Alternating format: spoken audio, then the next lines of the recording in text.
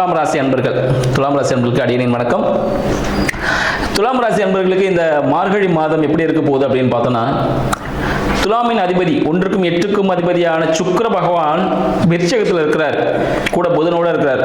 புதன் பார்த்தீங்கன்னா யார் பார்த்தீங்கன்னா 9க்கும் 12க்கும் அதிபதி. அப்ப தந்தையின் மூலமாக சில செலவுகள் ஏற்படும், குடும்பத்தில் சில செலவுகள் ஏற்படுறதுக்கான வாய்ப்புகள் உண்டுன்னு சொல்லலாம். தந்தைக்காக சில வாய்ப்புகள், சில செலவுகள் அவர் உடல்நிலையாக இருக்கட்டும், இல்லைன்னா அவர் சுப யாத்திரைகள் போகக்கூடியது, இல்லை நீங்கள் கூட சுப யாத்திரைகள் போகிறதுக்கான வாய்ப்புகள் உண்டு, தீர்த்த தலங்கள் போகிறதுக்கான வாய்ப்புகள் உண்டு. இந்த காலகட்டத்தில் அந்த யாத்திரைகள் மூலமாக சிறிய செலவுகள் ஏற்படும். அது உங்களுக்கு புண்ணியம் சேர்க்கறதுக்காக தான், அதை நீங்கள் தாராளமாக செய்யலாம். நரம்பு சம்பந்தப்பட்ட பிரச்சனைகள் ஏற்படுவதற்கான வாய்ப்புகள் இந்த துலாம் ராசி என்பதற்கு, நரம்பு கொஞ்சம் இழுக்கிறது, கை காலில் கொஞ்சம் நரம்பு சம்பந்தப்பட்ட பிரச்சனைகள் ஏற்படுவதற்கான வாய்ப்புகள் உண்டு. அதனால அந்த விஷயங்களும், அதனால சிறிய விரயங்கள் ஏற்படுவதற்கான வாய்ப்புகள் உண்டு.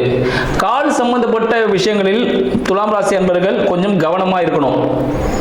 காலில் சின்னதாக இடிச்சுக்கிறது, அடிப்படுறது, இது போல விஷயங்கள் ஏற்படுவதற்கான வாய்ப்புகள் இருக்கும். வேற என்னங்க பாசிட்டிவா இருக்குமா நெகட்டிவா சொல்றீங்களே அப்படின்னு தோணும். உங்களுக்கு 11ஆம் அதிபதி உங்களுக்கு 3ல இருக்கிறார். 11ஆம் அதிபதி 3ல இருக்கிறார், 2ஆம் அதிபதியோடு சேர்ந்து இருக்கிறார். 11ஆம் அதிபதினாலே வெற்றிங்க. வெற்றின்னு சாதாரண வெற்றிலாம் இல்லை, பெரிய லெவல், ஒரு ஹை போஸ்ட்னு சொல்லலாம். 2வது ரேங்க் 3வது ரேங்க்லாம் அடிச்சா ஃபர்ஸ்ட் ரேங்க் தான், ஃபர்ஸ்ட் பிளேஸ் தான், 100க்கு 100 அப்படின்ற போல. அப்ப இந்த துலாம் ராசி அன்பர்களுக்கு சூரிய பகவானே 3ல இருக்கிறார். அப்ப புதிய முயற்சிகள் வெற்றியை தரக்கூடியதாக தான் இருக்கும், சக்சஸ்ஃபுல்லாக தான் இருக்கும். அவர் செய்யக்கூடிய முயற்சிகள் எல்லாமே சக்சஸ்ஃபுல். கவர்மெண்ட் ரிலேட்டடான விஷயங்களுக்கு சப்போர்ட்டாக இருக்குமா? சப்போர்ட்டாக இருக்கும். அவங்க தந்தை சார்ந்த விஷயங்கள் சப்போர்ட்டாக இருக்குமா? சப்போர்ட்டாகவே இருக்கும். இல்லை மனைவியின் தாய் ரொம்ப சப்போர்ட்டாகவே இருப்பாங்க. மாமியார் ரிலேட்டடான விஷயங்கள் அவருக்கு ரொம்ப சாதகமான ஒரு சூழ்நிலை ஏற்படுத்தும். கூட செவ்வாய் பகவான் இருக்கிறாரு. ஸோ மனைவியின் மூலம் ஒரு வருமானம் கிடைப்பதற்கான வாய்ப்புகள், மனைவி புதிய முயற்சிகள் செய்வதற்கான ஒரு வாய்ப்புகள், இல்லை கூட்டு தொழில் மூலமாக ஒரு வருமானம் கிடைக்கும். அதாவது இவர் பிசினஸ் பார்ட்னர் பிசினஸ் பண்ணுவார், அதுலேருந்து ஒரு ப்ராஃபிட் ஒரு கிடைக்கும்.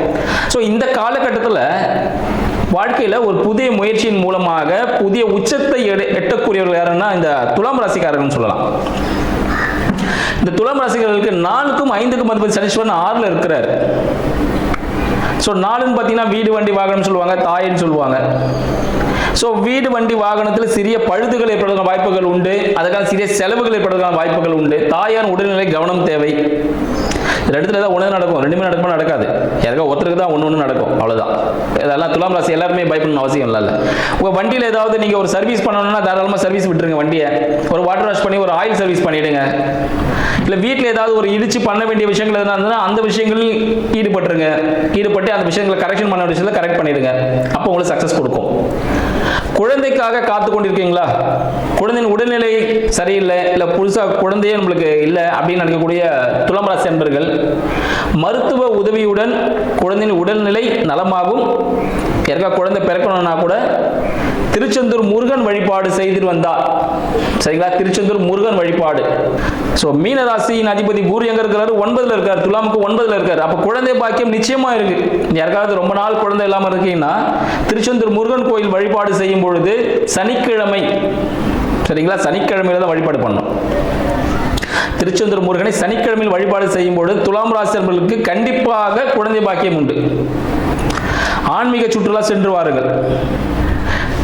தொடை, உங்களோட பாதம் இடுப்பு கீழே தொடை இருக்கு பாருங்க, அந்த இடத்துல யாருக்காவது பிரச்சனைகள் எதனா இருந்துச்சுன்னா அவங்களுக்கு எல்லாமே அந்த பிரச்சனைகள் தீரக்கூடிய ஒரு அமைப்பு. அடுத்து உங்களோட தொழில் சார்ந்த விஷயங்கள் எடுத்துக்கும் போது பார்த்தீங்கன்னா நம்ம சந்திர பகவான் வராரு. ஸோ தொழிலில் பார்த்தீங்கன்னா புதிய முயற்சிகள் நீங்கள் மேற்கொண்டுட்டே இருப்பீங்க. புதுசாக 2-3 பிரான்ச்சஸ் ஓப்பன் பண்ணுறதுக்கான வாய்ப்புகள் உண்டு இந்த காலகட்டத்தில். அதனால் யாராவது தொழில் தொடங்க போறீங்க, புதுசாக பிரான்ச் ஓப்பன் பண்ணுறீங்கன்னா இந்த காலகட்டத்தை தாராளமாக நீங்கள் யூஸ் பண்ணிக்கலாம். இது ஒரு சக்ஸஸ்ஃபுல்லான ஒரு மாதமாக இருக்கும். உங்களுக்கு 8ஆம் அதிபதியும் சுக்கிரன் தான். அவர் எங்க 2ல இருக்கிறாரு. அப்போ என்ன பண்ணும், உங்களோட மறைமுகமான உங்கள் இருப்பு சார்ந்த பிரச்சனைகள், உங்களோட உணவு வந்து பார்த்தீங்கன்னா கட்டுப்பாட்டில் இருக்கணும். உணவு கட்டுப்பாடாக இருந்துச்சுன்னா மறைமுக பிரச்சனை ஏற்படாது.